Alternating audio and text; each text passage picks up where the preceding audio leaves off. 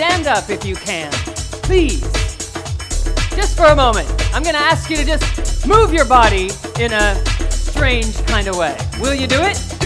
This is about the space to create. No, I will not. Yes, you can. Just move your body. Just not in a cool kind of way.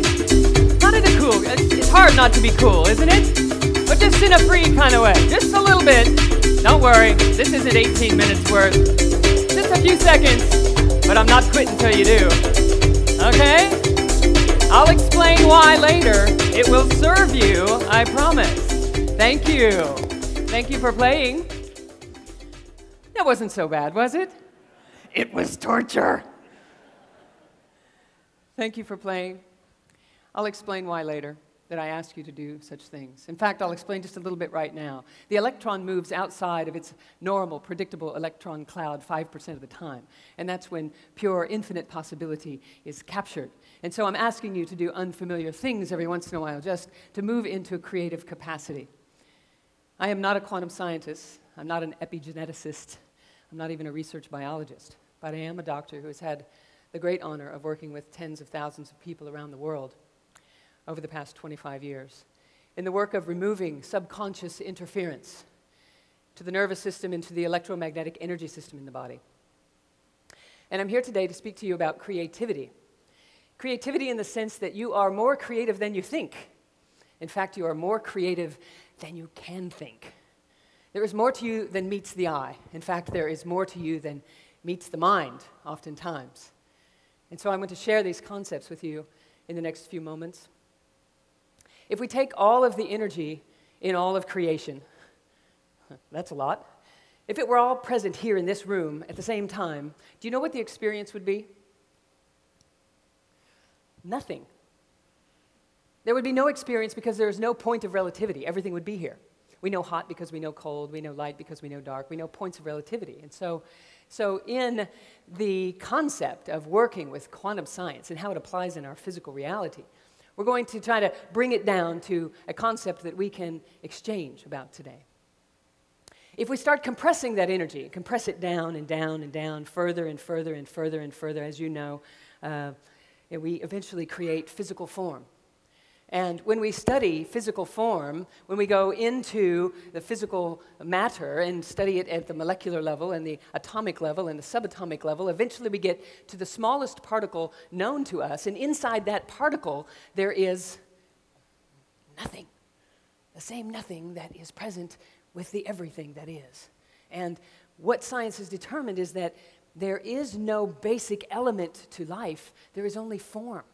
Energy is held together in certain forms, and we participate in that with our beliefs and our thoughts. And our creativity is affected in that way, how we hold the energy in our lives. So when I ask you to do something unfamiliar, it's because I'm asking you to step outside of the box, because the box is really only a box 95% of the time anyway. The rest of the time, it's pure potentiality. So let me just kind of make this simple, if I can. I'm going to use my high-tech. Yeah? Does it work? Simple enough so far? Yes, of course it is. Physical matter. This is the physical you, your physical body, your physical life. And inside this compressed state is the reality that we experience, the universe between our ears, so to speak. And if we reverse this process that I just described of compressing the energy down more and more and more until we get to physical matter, we're going to now reverse this process and reveal the various energies that comprise us as a human being. So if we move off of the physical state and release the pressure just a little bit and allow a little bit more motion in between the molecules, in between the particles, we get to what is referred to as an etheric field, something that is measurable with Kirlian photography. We can assign different variations to different energy wavelengths, and we can then observe it through computer enhancement. So we know that this is here, and you know that it's there. You've experienced it if you're walking in the woods and you're walking one direction and you are looking in another direction, and you duck just before a tree branch hits you in the eye. What's happening is that tree branch is penetrating this electromagnetic energy field that radiates and emanates off the physical body before it actually hit you physically. You're experiencing another part of you, whether your five senses are picking up on it or not. So our idea with creativity is to is to begin to manage more of the energies of who we are without just relying on our five senses, to really move into, well, what is the rest of me, the parts of me that aren't so tangible, and could I manage those in a different way that might allow me to allow creativity to drop into my world more regularly. And so this is what we are moving into. When we release the pressure a little more in this arena, what we see is another waveform, another spectra of energies that is referred to as our emotions, our feelings, our emotions. They are higher frequency energies than our physical matter. It's easier to change emotion than it is to change our physical body, right? And so if we increase that a little bit more, release and allow a little bit more expansion, we land at another aspect of the human system, which is not our physical, etheric, or our emotional self, but our body of thoughts. Our body of thoughts, reoccurring thoughts, thoughts that we regularly have that raise our vibrational frequency in one way or another off of the half a Gauss and 10 cycles a second that nature would have us be operating on. So if we think thoughts that rev us up into particular states, it is easy to move out of our natural state. And yet if we think thoughts that resonate with this natural state, it allows us to be in touch with, connect the dots, if you will, be joining with nature to a much greater capacity. When we create interference in this way, it keeps us from being able to operate in a healing manner. It keeps us from being able to operate in an ingenuity frame of reference. So as we release these energies to an even greater degree, let me get this picture up for us, and then we'll have a bit of a conversation about it. The next level would be the nature that I'm referring to. This is the part of you that is the same as the rest of all of creation. So it's the thing we have in common, the thing that we share with nature. So this energy, as we know that all of creation is always expanding, it is always moving the highest frequency energies into the more dense frequency energies. And as it does so, it's kind of bringing light into the density. And in that, what happens is it expands. And so if we can see the dynamic here, it is always moving toward the physical in this way. Now, we as human beings have the capacity to think thoughts. We reject things, we resist things, we create friction for ourselves. And in doing so, we throw up a different energy frequency into this pattern. When throwing up that different energy frequency, what we're doing is drawing conclusions. We're saying, this should not have happened in my life. That should not have happened. This is right. This is wrong. We have free will to make these determinations. And in doing so, we create a different frequency that our body then has to respond to. So this is just like sunlight coming to a plant. Sunlight coming to a plant allows photosynthesis to occur. When we receive this high frequency energy, it allows this system to vibrate at its highest potential. And in the most amazing part of this whole picture, we are given an ability to meet up with the concept of nature through an energy that resides in the human heart. The human heart is the bioelectric powerhouse in the body, more so than the brain. It's 40 times to 60 times more powerful than the energies that are emitted from the brain, the human heart. It penetrates every cell of the body, and it penetrates off of the body 8 to 10, at least, feet in every direction. So it is an energy waveform that is generated by your ability to coherently resonate with feelings and emotions such as love, forgiveness, compassion, acceptance, embrace, and so forth. So when we elicit these vibrations that we are capable of, and we elicit them into this energy field, it has the capacity to dissolve this interference. The interference occurs in this way. If this high-frequency energy is attempting to reach us at our physical life and allow us to be our full potential, and yet it is hitting up against beliefs that we have put in place somewhere along the way, it bounces back unto itself, and it can't get in. So it's just like shading between the sunlight and the plant. It doesn't get into your experience. So you aren't receiving the full capacity of energies that are available to you to make the decisions and to live the life and to heal and to be the creative individual that you're choosing to be. So we have the capacity to emanate in this way outwardly and dissolve this interference that exists between the two.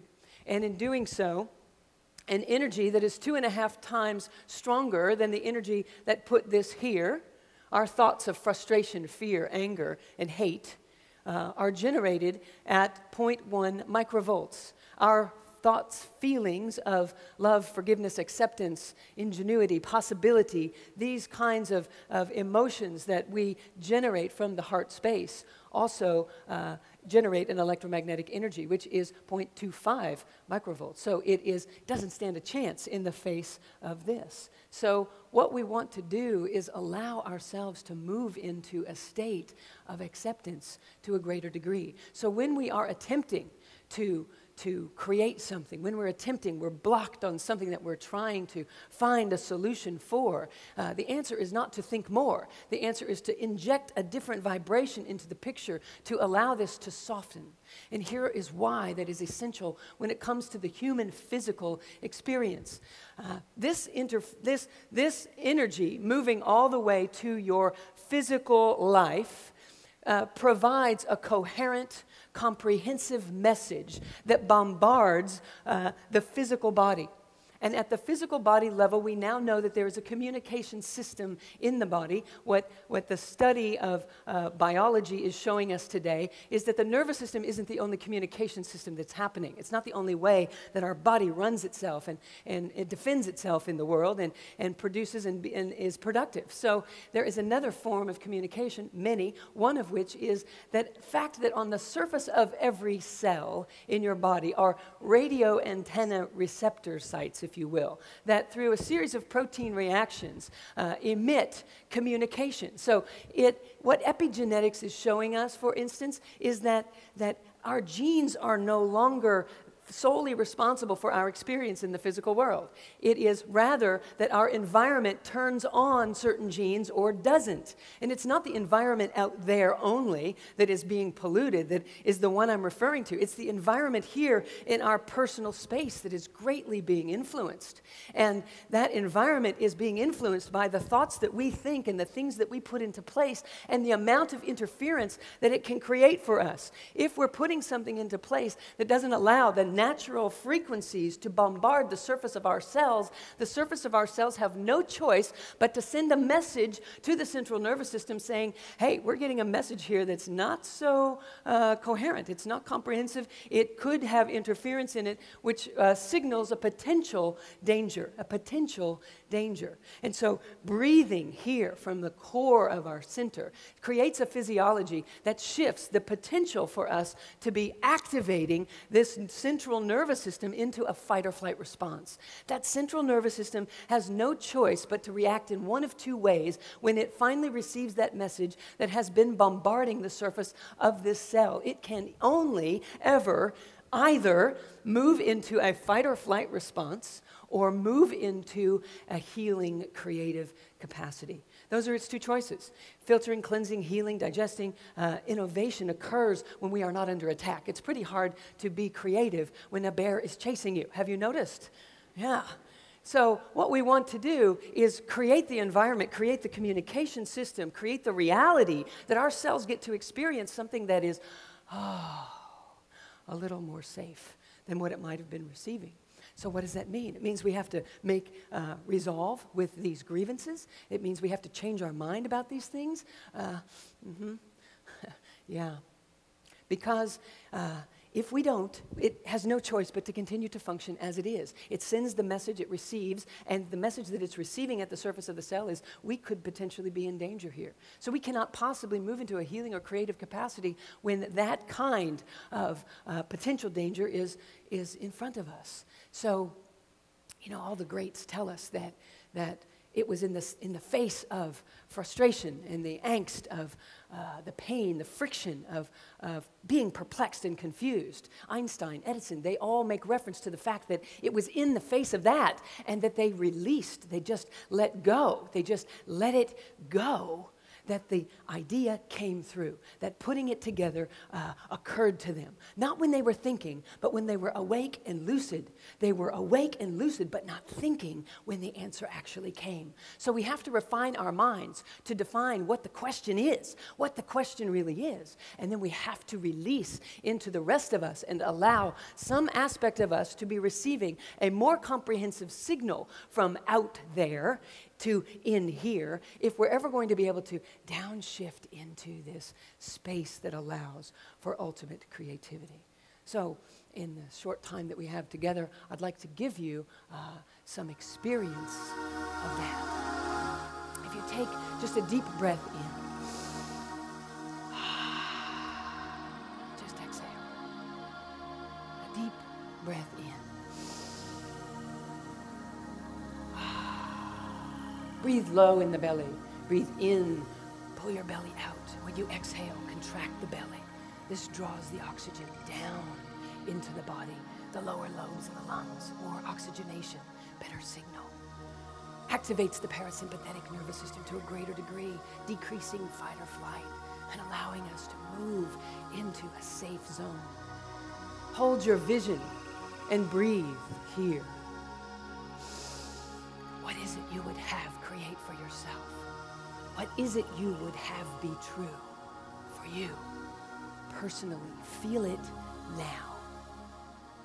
Feel it deep in the core.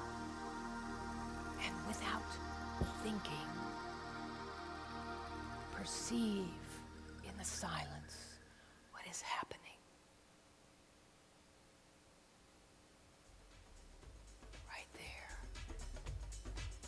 Right there. Breathe it to life, if you will. Imagine letting go of the things that have created this reality. What is it I have held on to that I don't need to hold on to, perhaps? What is it that I could let go of? What is it? And hold that awareness.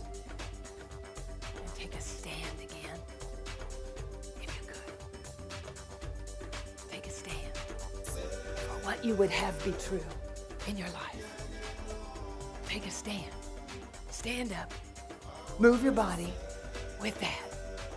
Come on, I know you can do it. Come on, I know you can do it. Come on. Very good. Very good. Very good.